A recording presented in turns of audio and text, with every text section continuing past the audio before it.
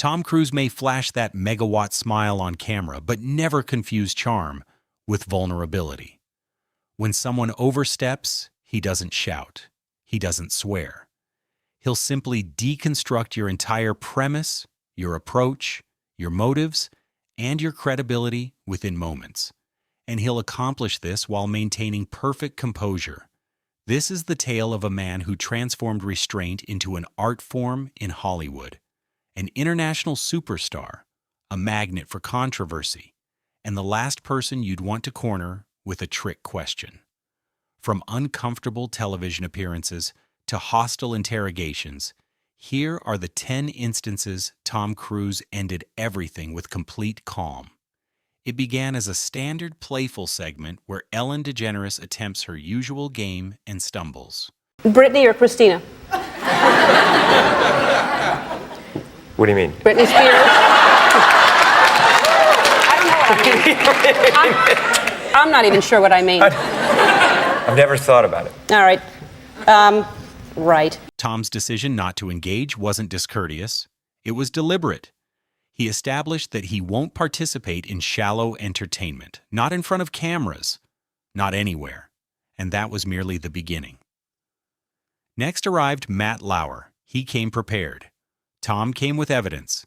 The year was 2005, and Tom faced scrutiny about his criticism of antidepressants, particularly regarding actress Brooke Shields. She said that this particular thing helped her feel better, whether it was the antidepressant or going to a counselor or a psychiatrist.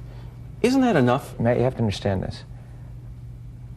Here we are today, where I talk out against drugs and psychiatric abuses of electric shocking people, okay, against their will, of drugging children with them not knowing the effects of these drugs. Do you know what Adderall is? Do you know Ritalin? Do you know now that Ritalin is a street drug?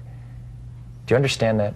The difference is this was not Matt, against her will, though. But this wasn't against Brooke's will. Matt, I'm asking you a question. I understand there's abuse of all of these things. No, you see, here's the problem. You don't know the history of psychiatry. I do. Aren't there examples, and might not Brooke Shields be an example of someone who benefited from one of those drugs? All it does is mask the problem, Matt. And if you understand the history of it, it masks the problem. That's what it does. So postpartum depression to you is Matt, kind of a little psychological Google. Matt persisted. Tom held firm. I'm just asking, what would you call it? Matt, that is the now you're talking about two different things. But that's what she went on the antidepressant for. But what happens, the antidepressant, all it does is mask the problem. There's ways of vitamins and through exercise and various things. I'm not saying that that isn't real. That's not what I'm saying. That's an alteration of what I'm saying. I'm saying that drugs aren't the answer, that these drugs are very dangerous. They're mind-altering, antipsychotic drugs. And there are ways of doing it without that so that we don't end up in a brave new world. Matt attempted to ease the tension, yet Tom's delivery remained steady. And you're here on the Today Show. Right. And to talk about it in a way of saying, well, isn't it okay, and being reasonable about it when you don't know, and I do. I think that you should be a little bit more responsible in knowing what it is, because you communicate to people. No shouting, no personal attacks, only surgical accuracy that made Lauer appear unprepared. The exchange was charged, awkward, and iconic. Australian journalist Peter Overton posed the inquiry countless people likely pondered. Rather than receiving a revealing response, he received a reality check. Was Nicole the love of your life? What started as an effort to expose private pain turned into a tutorial on establishing limits. An Asian journalist once questioned Tom regarding Trump-era trade policies and international film shoots. The query was complex and politically loaded, masked as simple interest. I'd like to ask this question to anyone who's up for it. I watched the film and I saw that it was filmed in many different locations around the world, including Africa. And of course, we all are aware of the tariffs that President Donald Trump has been imposing on overseas productions and films. So is this particular movie under that tariff? And also, how much of the film was shot overseas?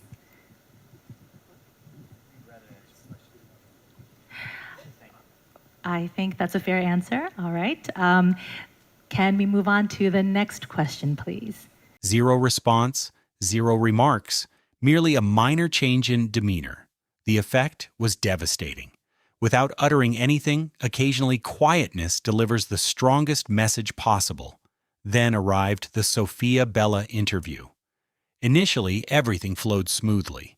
A discussion regarding an action sequence featuring Tom and Russell Crowe.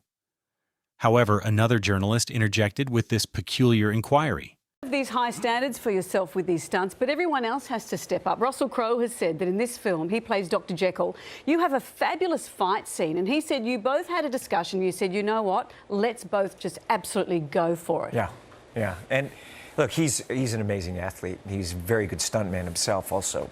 And, you know, if you look at that, the fight sequence that we have together, it was, we really had a lot of fun doing that. He said he got bruised. I don't know how much fun he had. Both of us got bruised. When he picks me up and slams me on that table, you know, he's... It's a real table. Yeah, he's got to do it. So do you walk away from that and go, he would actually beat me if we went at it properly? If you had a fight properly? Why do you ask that question? It's like, I don't even think of stuff like that. I don't even think like I'm going to fight my that's friend. right, because you're always thinking of the audience when you're making people. Exactly. He's my friend. You know, that would never happen. The inquiry was uncomfortable, yet Tom's response remained collected, direct, and cold. His point was obvious. He wasn't present to discuss ridiculous scenarios, particularly those creating conflict with colleagues. This next incident transcended uncomfortable territory into outright offensive behavior. Someone posing as a journalist sprayed liquid at Tom's face while interviewing him on the red carpet. You know, it's about a family. It's about the journey of this family. Yes. No, why would you do that? Why would you do that? Come here. Why would you do that? He met the perpetrator's gaze directly. He said those words steadily, purposefully, repeatedly. The prankster froze. What's so funny about that? It's ridiculous. Do you like making less of people? Is that what? Somebody joked on the first, I'm apologise, I didn't think you'd be taken like that. Someone joked, someone joked. Is that you like doing mean things to people? That's really... Hey, no. Don't run away. Don't run away. No, let me have it on. I don't care. That's incredibly rude. I'm here giving you an interview and answering your questions, and you do something really nasty. You're a jerk. Tom wasn't furious. He was let down, and that's precisely why it landed with such force. During another conversation, Tom faced an odd theoretical scenario. The question carried a hidden criticism, implying his existence wasn't authentic, suggesting fame had diminished his humanity. Going back to Mission Impossible, one of my favourite bits of tech in that movie is, of course, the masks, right? And the reveal. Fun. If you could have a mask of just an average person, no one knows who you are, and you could walk about your life, no one knows that you're Tom Cruise, what are you doing? Beg your pardon? What are you doing? Like, it's not you. What would I do? Yeah, what would you do? No one knows it's you. They can't be there. No, but I just do the same thing I always do. Go watch movies. Exactly. Go make movies, go tour the world. You know, I feel look, it's a privilege. It's a dream of mine my whole life to do what I do and travel the world, the places where I was in America, and just work in these environments. And the kind of welcome that I get, I never take it for granted. It's very beautiful. So I enjoy it. I enjoy people. Tom never hesitated. Nothing shook him. He embraced everything since he's completely certain of his identity and feels no obligation to explain himself to others. During Jimmy Kimmel Live, Jimmy attempted to portray Tom as disconnected from reality. And to be honest, I use you as a distraction to get to my car. So I'm trying to help you out with it. Appreciate that. But are there times where you just want to, like, get to where you're going to go? And can you even, like, could you get on public transportation or go to a museum? Look, I'm ready for whatever's going to happen. So I don't change my life, but look, I like talking to people, you know, and as I said, I make my movies for them. And Yeah, I do go on transportation. My security loves that when I do that. Yeah, I The tube in England. Tom grinned, then shared an anecdote that ended the discussion.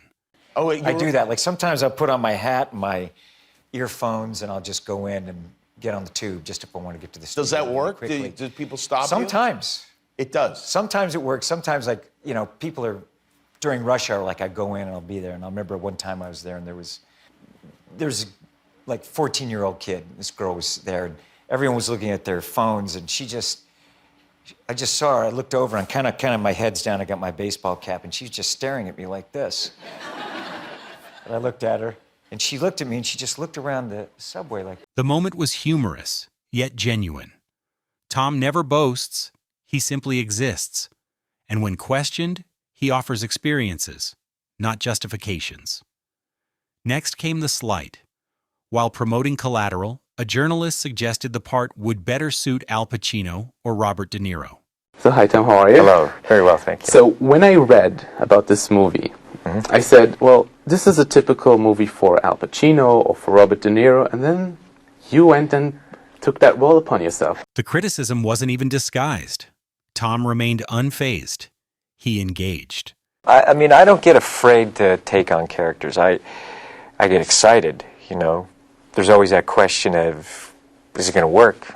Will I be able to do it? To what level? But I really enjoy starting a character and just having at it, you know, and see what happens. He never justified his talent. He exhibited his assurance. The journalist attempted to diminish him. Tom elevated himself further. And when that identical journalist overstepped again, boom. Throughout time, journalists have attempted everything. Trap questions, personal attacks, ambush tactics, including physical stunts.